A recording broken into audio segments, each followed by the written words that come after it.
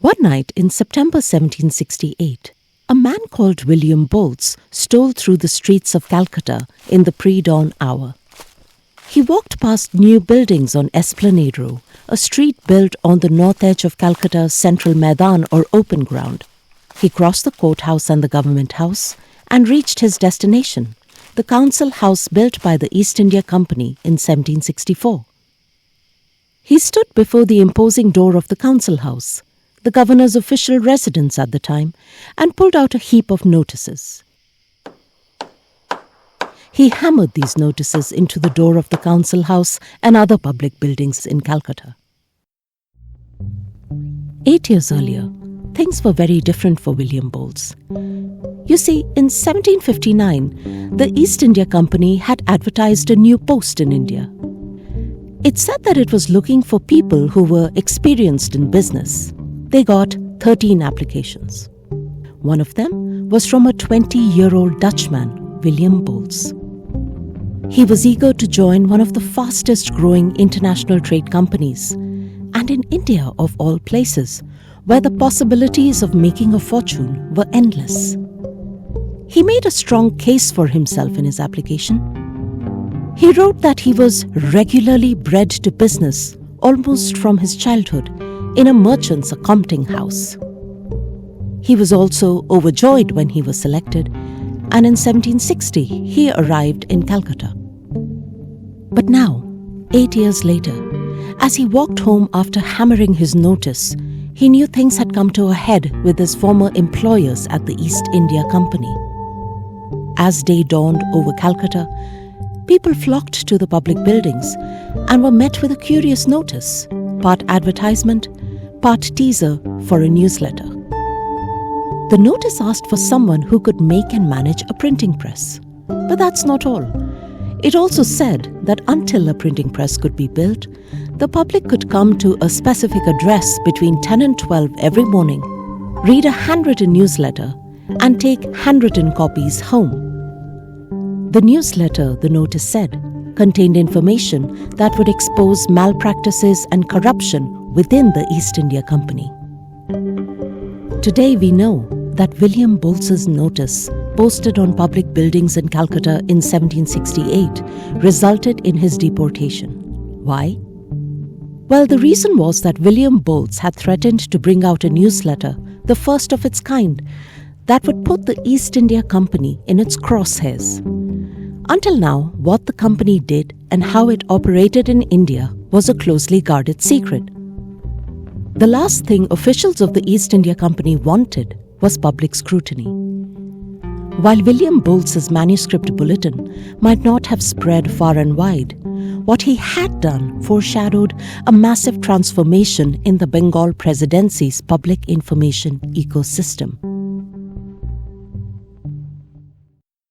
He had signaled to anyone watching or listening that all one had to do was weaponize information, and even a leviathan like the East India Company would shake in its shoes.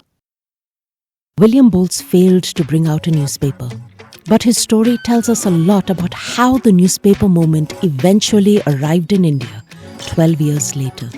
His story tells us how there came to be a growing realization that information carried power.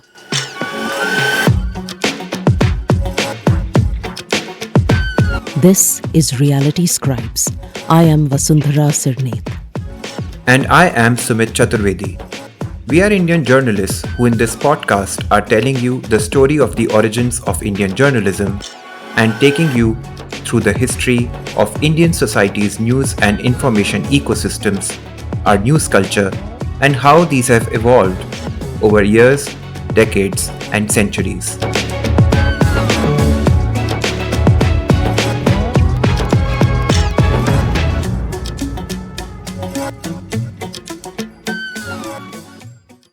William Bolts has gone down in history as a sort of a whistleblower before the term even existed. However, we often learn about him merely in a footnote or a paragraph in the books on Indian journalism history. After going through 2 biographies on Bolts ourselves, we realized that he never intended to be a whistleblower actually. He was just exacting personal revenge against the East India Company. But what he did at the time in Calcutta, now Kolkata, was astounding. Printing presses existed well before, but they weren't very common, and the ones that existed were typically used to print handbills and regulations or biblical literature by missionaries. Bolts, as we know, did not have a printing press. But he did have the idea that the things that went on behind closed doors or in secret could and should be made public, especially if the people who did them were in charge. He understood that scrutiny of abuse of power could cause careers to collapse. So, when the motive and opportunity presented themselves, he weaponized his insider information against the East India Company. The two biographies on William Bolts that we read provide slightly different readings on the man. The first is titled William Bolts, a Dutch Adventurer under John Company, written by N.L. Hallward in 1920. In this text, Bolts appears as an adventurer who did whatever he wanted without any scruples, a troublemaker. Hallward, by the way, was also the officer in charge of the Imperial Records Department at Calcutta in the year 1904. So you might want to take his views on Bolts with a pinch of salt. The other book is titled The British in Bengal, a Society in Transition, seen through the biography of a rebel, William Bolts. This book has been written by historian Willem G.J. Quitters almost a century later. Quitters saw Bolts as a rebel who dared to challenge the East India Company at a time when the company's servants were at each other's throats over maximizing individual profit. In our assessment based on both these biographies, William Bolts can be seen primarily as a self-interested character. Yes, he was rebellious and enterprising, but this was mostly inspired by his personal pursuit of clout and profit, and less by any true commitment to a higher morality or ideology. So when he wanted to print a newsletter, it was to stick it to the company after he had run afoul of its higher officials, and they wanted him gone.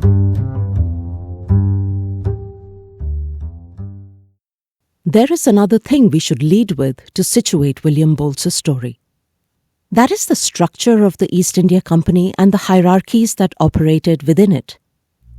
The East India Company was a British joint stock company. Traders were employed by the company and they sold goods for commission. The entry-level position in the company was that of a writer.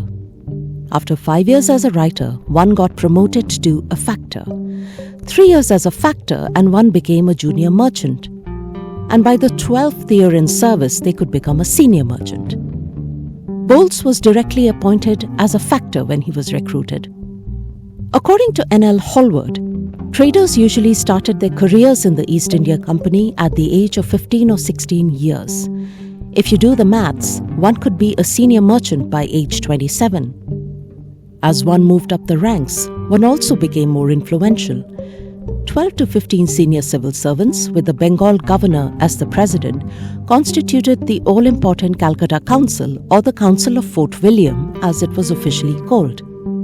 The Calcutta Council made policy decisions for the East India Company in Bengal.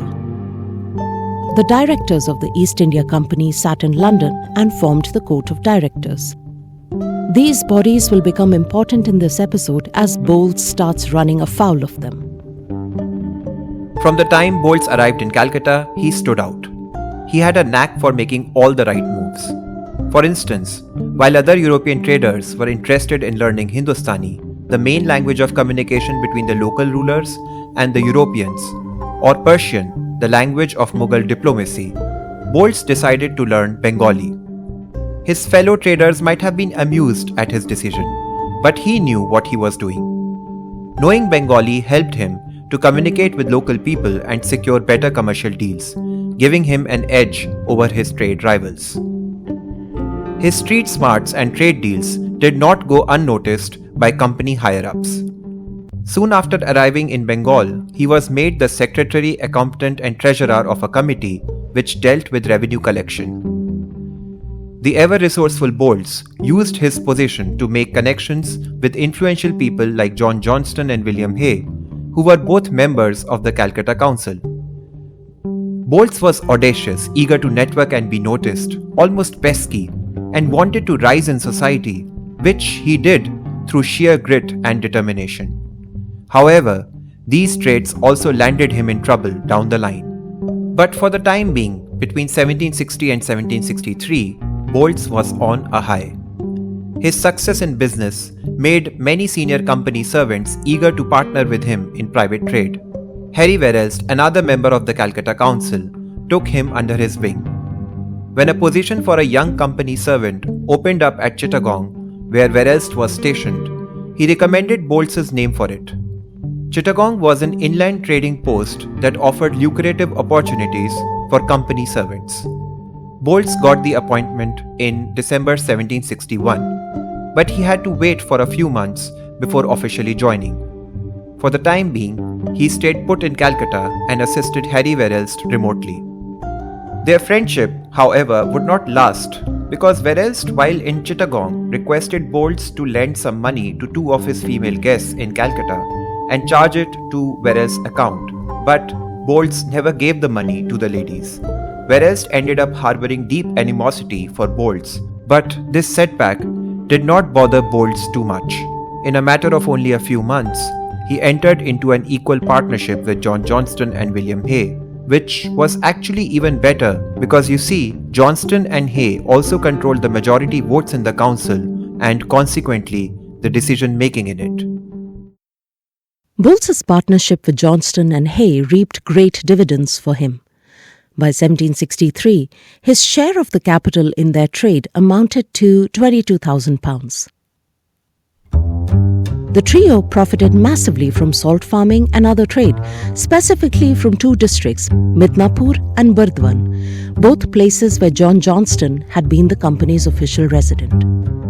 You see, those who held senior positions in the company and were stationed in inland areas that offered great deals used their influence to secure profitable private trade for themselves and their associates. It was an open secret, and the East India Company did not seem to mind. They were getting their profits anyway, and they couldn't take away the incentive of private profit from the servants to whom the company was paying a meager salary. Private trade to make money was the very reason why many had joined the company's service in these far-off areas after all. Moreover, the company had to present a united front in front of local rulers and rival trading companies from other countries. Johnston, Hay and Bolts's trade constantly expanded to areas outside Calcutta, such as the Kingdom of Assam and Purnia. This made the Nawab of Bengal, Mir Qasim, unhappy because he drew a significant part of his income from selling trade monopolies in these areas. The problem was that a former Mughal emperor, Farrukh Siyar, had issued a farman or edict in 1717 that exempted goods of the company from customs throughout his empire. The company used to issue dastaks or trade permits or certificates to its traders that allowed them to move through the empire without worrying about customs payments in various regions. Traders of the East India Company frequently abused this permit. They used it to carry on their private trade without paying duties. Now, Mir Qasim, the Nawab of Bengal, couldn't do much about the emperor's farman. But what he could do was revoke the ability of British agents to pay money in advance for goods. In the 18th century, no Indian manufacturer would begin production unless they were paid in advance. No advance meant no product and therefore no trade. This allowed Mir Qasim to continue to hold his monopoly over trades in some commodities, which Johnston, Hay and Bolts were also trading in. The trio soon learned that they could not pay in advance for goods in Purnia, which meant that they would have no products. Bolts, emboldened by the increasing political and military influence of the British in India, penned a threatening letter to the Faujdar of Purnia, Mir Sher Ali Khan, who was only following the Nawab of Bengal's instructions. In this letter, Bolts took it upon himself to speak on behalf of the East India Company. He wrote that the company wouldn't accept the Faujdar's order and that he should be compensated for any trading losses they had incurred. At the time, Henry Vansittart was the governor of Bengal. When the Nawab of Munger brought Bolts's threatening letter to Vansittart attention, It signaled a disruption in the company's relations with provincial rulers. Vansittart found Boltz's attitude unacceptable and recommended that the Calcutta Council censure or punish him for overstepping his bounds. He had not considered that the majority in the Calcutta Council was controlled by Johnston and Hay, who were also Boltz's trading partners. Therefore, the motion was overruled and Boltz was absolved of his conduct. So Vansittart reported the matter to the Court of Directors in London. The directors reprimanded Boltz for his letter to the Faujdar of Purnia and found him guilty of irregular practices in his private trade. He was even threatened with dismissal if he did not improve his conduct. But this warning was also a mere slap on the wrist. The same Johnston, influential in the Bengal Council, also had relatives who sat on the Court of Directors in London. Soon William Hay, Bolt's and Johnston's trade partner, paid a heavy price for the increasing acrimony between the local powers and the East India Company. In the autumn of 1763, he visited Mir Qasim's court as part of a company delegation to sort out the long-running conflict on the issue of customs and duties between the company and Mir Qasim. The diplomatic effort, however, failed miserably as many members of the delegation were held captive by Qasim, including Hay. On 5th October, William Hay, along with numerous other company servants, were killed on the orders of Qasim in what came to be known as the Patna Massacre. There was massive upheaval in the aftermath of this conflict. Although a year later, in 1764, Boltz secured a coveted second-in-council position at Banaras, another lucrative station for inland trade, he would soon suffer personal costs due to Hay's loss. One man who would play a major role in this was Robert Clive, the man who had won the Battle of Plassey for the East India Company and admittedly hated India. In 1764, he was appointed as the governor of Bengal to set the house in order after the brutal conflicts between the company and the local powers from the previous year. He began a long sea journey from Britain and arrived in India in May 1765. Everyone in the company knew that Clive was no pushover. One of the things he did to check the power of the Calcutta Council and give himself some more authority as the governor was to appoint a select committee. Such committees were often appointed from time to time. Clive put himself on the committee along with Harry Verelst, with whom Boltz had already fallen out over personal finances. Clive also pushed an order from the Court of Directors of the East India Company directing the company's personnel to sign covenants or agreements, forbidding them from accepting quote-unquote presents from local rulers. This was widely unpopular amongst the company servants because the presents given by local rulers were often priceless. Only 6 days after his arrival, Clive announced that all company servants would have to sign this agreement immediately. This appeared hypocritical to many, as Clive had secured many valuable presents or spoils of wars after the company's victory in the Battle of Plassey. Trying to avoid signing this agreement, Boltz got a writer to sign it for him. Well, this was fraud, plain and simple. When he realized that Clive meant business, and knowing his reputation for being a hard taskmaster, Boltz rushed to meet the Calcutta Council's sub-secretary Edward Baber. He tried to persuade Baber to let him sign a new copy of the covenant. Baber declined. This issue would come back to haunt Boltz much later. Meanwhile, Clive ordered an investigation into Boltz's surviving partner John Johnston's private negotiations with the local ruler. Johnston thought it best to leave Bengal and return to his native Scotland. So, by the end of 1765, things had changed drastically for Boltz. With Hay murdered and Johnston out of India, only Boltz remained from their infamous partnership. This was both a good thing and a bad thing for him. He had inherited all of the partnership's trade concerns, but he had also earned Clive's displeasure with Johnston and his associates. Plus, Boltz no longer had the power equations favouring him in the Calcutta Council. He was desperate to get on Clive's good side. He got an opportunity in August 1765 when Robert Clive visited Benares. Bolts tried to get into Clive's good books by offering to source diamonds for him, something that he knew Clive was interested in purchasing. Clive initially agreed but later backed out and went in for the deal alone, cutting Bolts out. The wily Clive was not as easily impressed with Bolts as others. Later, in 1765, Bolts got into trouble again when he squealed on a man called Randolph Marriott, who he alleged had been profiting from operating a mint owned by the Mughals, violating the company's regulations. Now, Bolts had clearly not thought this one through because he had also been profiting off the same type of venture. Both were recalled to Calcutta for a hearing which began in 1766. Marriott got off with a reprimand and an order to return his gains from the mint. Bolts, however, had a reputation as a troublemaker, and Clive did not trust him. The Calcutta Council ordered him out of Benares and only allowed him to go back to wind up his affairs and relocate his family to Calcutta by the 1st of July 1766. Clive and the Calcutta Council were hitting Bolts where it hurt, his private trade. Bolts did not return to Calcutta by the deadline. The Calcutta Council then extended it to August 28, 1766, and said they would dismiss Bolts from the company's service if he failed to return to Calcutta by then. Bolts was undeterred and asked for more time to settle his affairs. The council and Robert Clive knew Bolts was entering into new private trade outside of the company's ambit. So the council suspended him provisionally with the promise that if he could return to Calcutta by the 10th of October that year, they would revoke the suspension.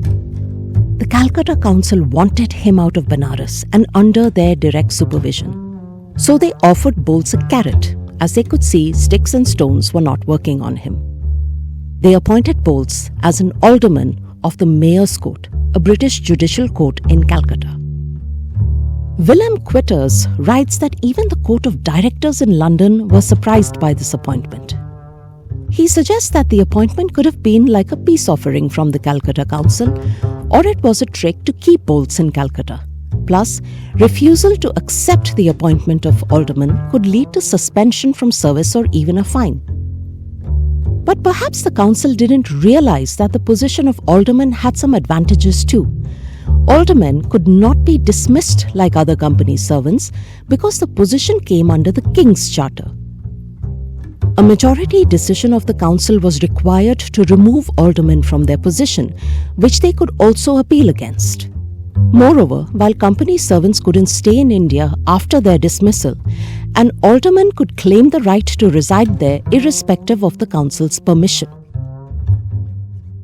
Bolts accepted the appointment and returned to Calcutta, avoiding suspension from the company.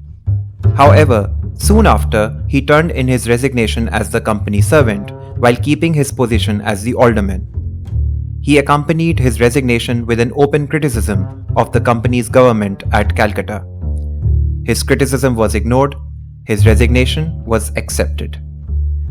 Claiming the right to reside in India as an alderman, Bolts continued to live and trade in Awadh, the dominion of Nawab Shujauddaulah, his friend with whom he had a good rapport.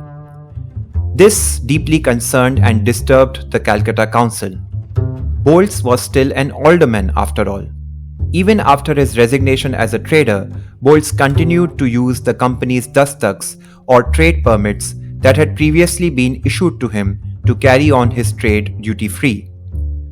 On 5th January 1767, the Select Committee sent a letter to Bolts revoking his right to stay in India after his resignation.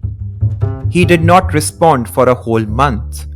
He was actually trying to run out the clock on Clive's departure, slated for the end of January 1767, when his tenure as governor of Bengal would end. The next person in line to become the governor was Harry Verelst, whom Bolts was confident he could take on. Few weeks later, Robert Clive left India, and Harry Verelst, the man who felt he had been wronged by Bolts all those years ago, assumed the office of the Governor of Bengal on 29th January. Bolts was arrogant enough to think that he could manipulate Harry Verelst, a feeling that no one ever felt when it came to Robert Clive. A week into Verrall's tenure as Governor of Bengal, Bowles finally replied to the Calcutta Council. He said that he would leave India only after he had completed some pending trade deals. He even asked the council to help him get his money back from his debtors. On 3rd March 1767, the Select Committee, now under Verrall's, granted his request to let him stay for some time, but on the condition that he would not get into any new deals. A month later, on 18th April, the Select Committee again ordered him to leave India. This time, Bowles simply ignored it. Bowles was practiced in staring down the company government.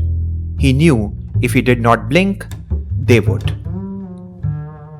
Bowles's casual dodging of the council and the Select Committee's orders made Harry Verrall's look powerless. So, another order dated 24th August was far more detailed. It asked Bowles to board a ship called Lord Holland and make his way to Britain in a month. Bowles gave a reply that would put a moody teenager to shame for its absolute insolence. He said that he was surprised by the committee's obsession with his return when he himself would want nothing more than to leave for his native country, to breathe the air of liberty, his words. Plus, he said that he had only been able to recover 1,25,000 of his outstanding dues of 8 lakh rupees and could not leave until he had recovered all of it unless the company government was willing to indemnify him and his clients for the losses that they might incur because of his departure.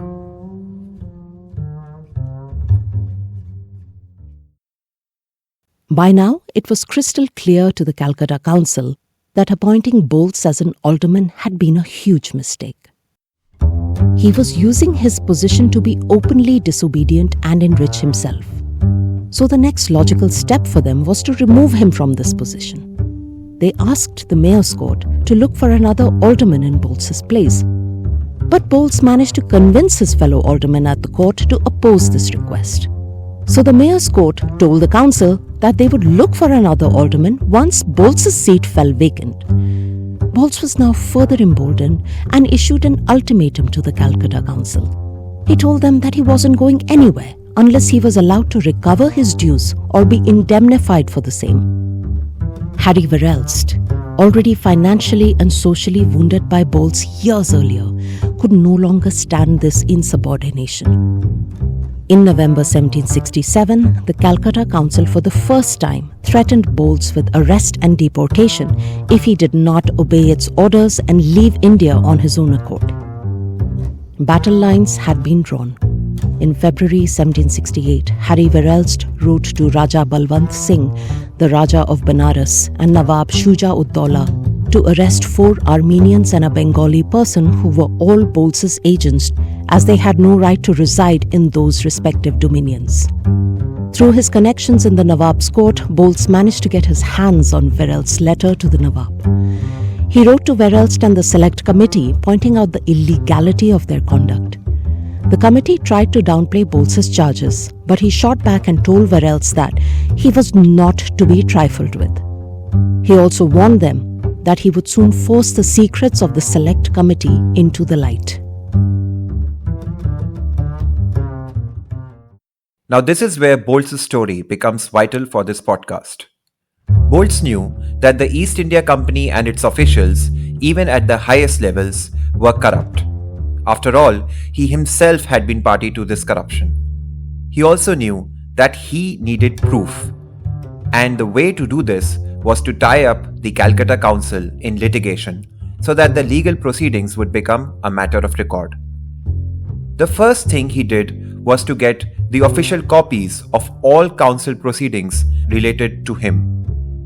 He took the Calcutta Council to court and presented these documents to the grand jury at the Court of Quarter Sessions, another English court in Calcutta. Predictably, the proceedings came to naught, as the council members, being the judges themselves, prevented the jury from impartially hearing the matter. He then tried to get the official copies of the court proceedings. After filing many applications, he finally obtained them from Edward Baber. Yes, the same Edward Baber. Bolts had once tried to arm twist into letting him sign a fresh copy of Clive's covenant, as Bolts had fraudulently made someone else sign it for him before. Now Bolts alleged that the copies of the court proceedings he received from Baber were falsified and filed a complaint against him in the mayor's court. Edward Baber fired back. He detailed for the court what Bolts had done with the covenant all those years ago. He also said that Bolts had tried to persuade him to let him take the original covenant home. This was a new charge, but it was not Baber who formally filed these charges against Bolts. It was Harry Verelst, the governor of Bengal. On 5th September 1768, the charges against Bolts were heard at the Council House of Calcutta. Baber testified. Bolts denied the allegations and pointed out that the belated timing of the accusations was fishy. However, the Calcutta Council ruled against Bolts, saying his defense was inadequate and disqualified him from the position of alderman of the mayor's court, finally paving the way for his removal from India. Bolts was informed about the council's decision to remove him as an alderman on the 11th of September 1768. But he now had proof that the hearings related to him at the court and at the council were botched on purpose. 2 days later, on 13 September 1768, he posted notices on public buildings in Calcutta, informing the general public about the manuscript newsletter that he had made available at his place. Verelst and the Calcutta Council knew their case against Bolts was weak, and the procedure for his removal from service was weaker still. Now that he had put out the bulletin against them, they had to get rid of him as soon as possible, lest he influence the public against them in the Bengal presidency. The captain of a ship named Valentine, Charles Purvis, was told that Bolts would be deported aboard his ship as a prisoner. Bolts threatened Captain Purvis that if he complied with the council's order of his deportation, he would sue him in England. Purvis balked at the threat and asked the council to sign a bond indemnifying him as the ship's captain against any legal action pursued by Bolts. On 23rd September 1768, Robert Cox, a military captain in the company's Bengal army, appeared at Bolts's house along with 27 soldiers to escort him to the Valentine ship. Cutters writes that Cox and Bolts had different accounts for the morning events. According to Cox, Bolts insisted that he would not leave if not physically forced. So, Captain Cox asked two sepoys to put their hands on his shoulders and take him away. While leaving the house, Bolts told some bystanders that he was being forcefully removed from his own home. However, Cox said that Bolts was well prepared to be taken away, as he calmly handed over his books and papers to his attorneys. Bolts, on the other hand, said that when Cox appeared with his troop at his house, he declined to obey the council's orders, but eventually asked for 2 hours to pack his belongings. In the little time he had, he signed some powers of attorney and left instructions for his lawyers to salvage as much of his property in India as they could. One of these lawyers was a man named Peter Reed, who would also end up playing a big role in the story of the first newspaper of India 12 years later. Getting back to Bolts, Captain Cox forcibly marched him through the streets of Calcutta, surrounded by soldiers. Bolts could not even close the doors to his house, leaving all his belongings and papers at the mercy of the populace. This was, of course, Bolts' version. Even Cutters, who is much kinder to Bolts than Hallward, Bolts' other biographer, suggests that Cox's version is more credible, as he finds it quite improbable that Bolts was not prepared in advance to be removed from his property before his impending deportation. Bolts wanted his arrest to be a public spectacle so that he could include it in his future publication, and that's what he got. Bolts was transferred to the Valentine, which set sail a week later for England. The final straw that had broken the company's back in Bengal was Bolt's threat of printing a newsletter against them. 3 years after his return to England in 1772, Bolts released extensive documentation on what has become a very early insider account of how messily the East India Company operated in India. It was titled Considerations on India Affairs, particularly respecting the present state of Bengal and its dependencies. The 800-page book evoked huge public interest in the affairs of the company and created massive adverse public opinion against it. The text was so influential that Harry Verelst was asked by the board of directors to respond to Bolt's allegations. So what did the book contain? The book had a detailed account of the company's behavior in Bengal in the late 18th century. It showed how most of the East India Company's impropriety and misconduct were born out of internal conflicts in the company. Officials fought amongst themselves to maximize personal profits and used power arbitrarily. Bolts never admitted to his own such conduct. Instead, he couched his grievances in targeted criticisms of the company. He also pointed to the arbitrary exercise of executive and judicial power by the Calcutta Council and the Select Committee. He stressed that collecting evidence on this had come at a huge personal cost. Bolts also exposed the ruthless profit-making designs of the company in India and foreshadowed the exploitative and corrupt colonial rule that was to come. He charged the company with underpaying its traders, while higher officials were getting, he said, loaded with wealth. He argued that the company had exceeded its commercial mandate. Its officials had become like sovereigns of extensive, rich and populous kingdoms, with a standing army of above 60,000 men at their command. Was Bolts raising the alarm about the East India Company's political ambitions? Or did the Court of Directors and the British Parliament already know what was transpiring in India? If you're a historian of empire and have an insight into this, do come on our podcast. Bolts also observed that the company exhibited unprecedented barbarity against Indians. Bengal had witnessed a massive famine in 1770.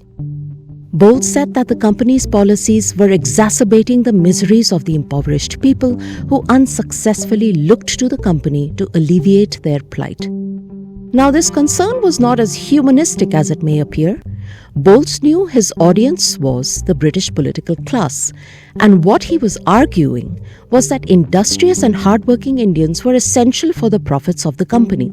He warned that if their situation did not improve, the company might find it hard to even pay its troops or generate any revenue from its trade and business in Bengal.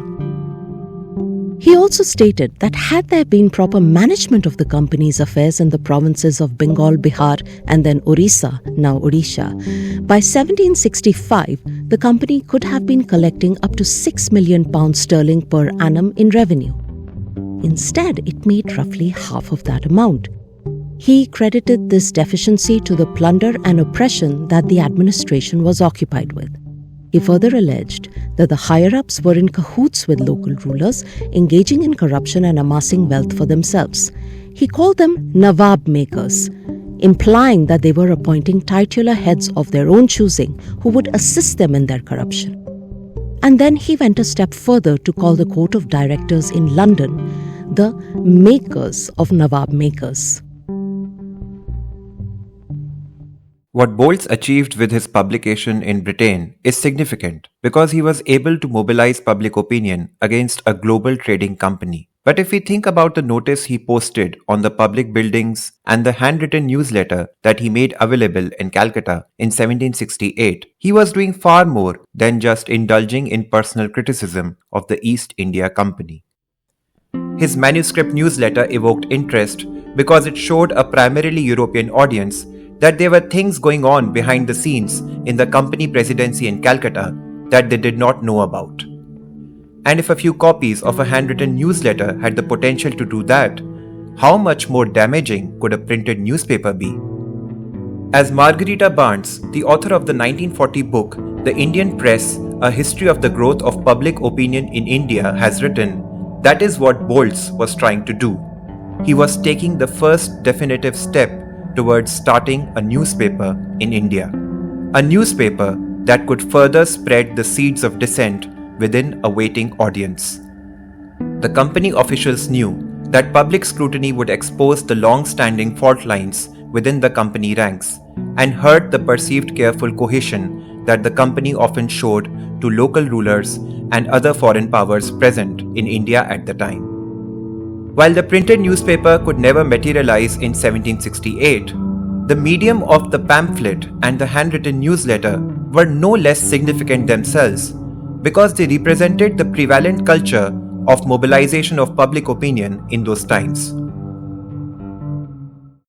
To learn more about the importance of these mediums, we spoke to Dr. Callie Wilkinson. Callie is a cultural historian of the British Empire and an expert on all things related to the East India Company. So I think for much of the 18th century, actually, the preferred method of critique and debate was the pamphlet as opposed to the newspaper, or the petition, which was also, commonly used. And so I think basically from the moment you start having larger armies forming in India, you have people who are making demands and critiquing government and so on, but the way that they're doing it is different. They're often preferring to publish pamphlets, they are issuing petitions, and to be honest, they're often actually circulating things in manuscript form rather than print, because the British community in India is so small. Plus, you have this scribal labor force that you can draw on, that in fact, a lot of them don't really see the need to print, but are in fact circulating things in handwritten form.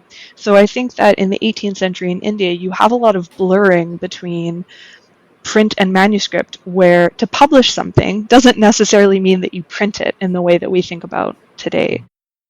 Today, Callie Wilkinson is a Marie Sklodowska-Curie postdoctoral fellow at Ludwig Maximilian University of Munich.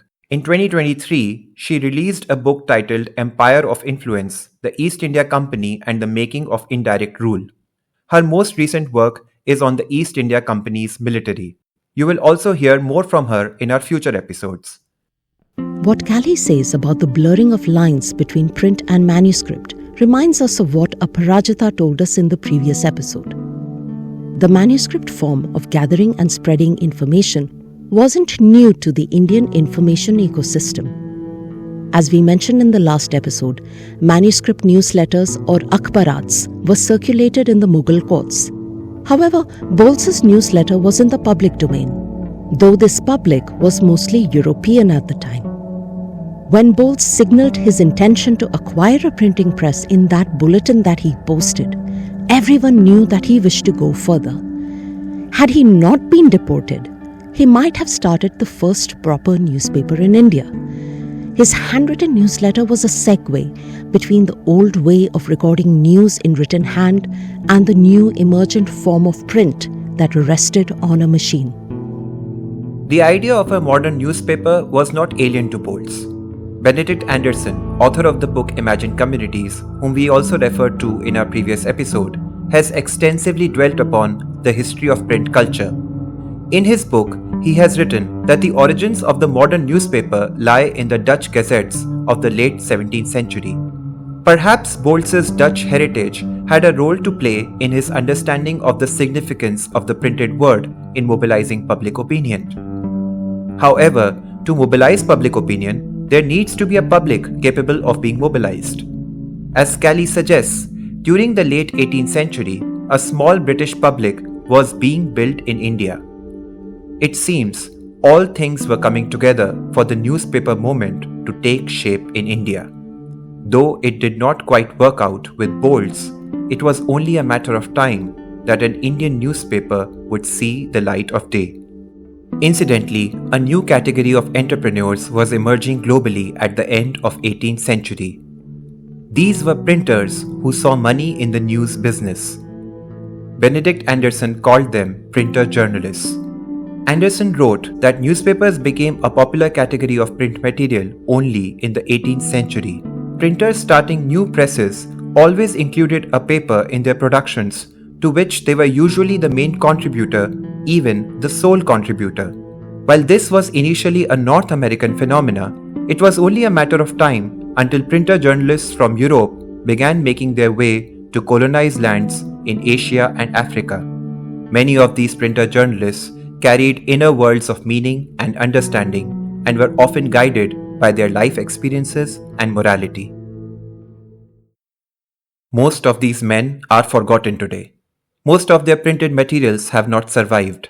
Some came from humble beginnings and saw news and information not as political leverage, as Bolts did, but as a tool of survival. Those who started their publications in India found that their destinies were shaped by the East India Company government's regulatory structure, which was averse to any criticism.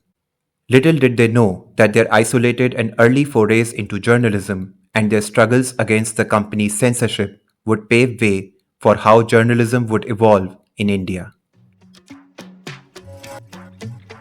One such printer journalist was an Irishman called James Augustus Hickey. His story next on Reality Scribes. We thank Dr. Callie Wilkinson for her invaluable time and insights that helped us craft this episode. Reality Scribes has been conceptualized, scripted, narrated, and produced by Sumit Chaturvedi and me, Vasundhara and Sumit. All source material used in this episode can be found in the show notes. The views expressed by guests on the podcast are their own and do not always reflect the opinions of Reality Scribes or the podcast hosts. You can listen to Reality Scribes on iTunes, Spotify, and wherever else you get your podcasts. Don't forget to like, share, and comment, and do subscribe to our channel. Also, click the bell icon for notifications for when we drop a new episode. You can follow us on social media at Reality Scribes on X, Instagram, Facebook, and Patreon. You can also email us your questions and comments at realityscribes@gmail.com for a chance to be featured on our podcast. Thank you for listening. Stay safe, friends.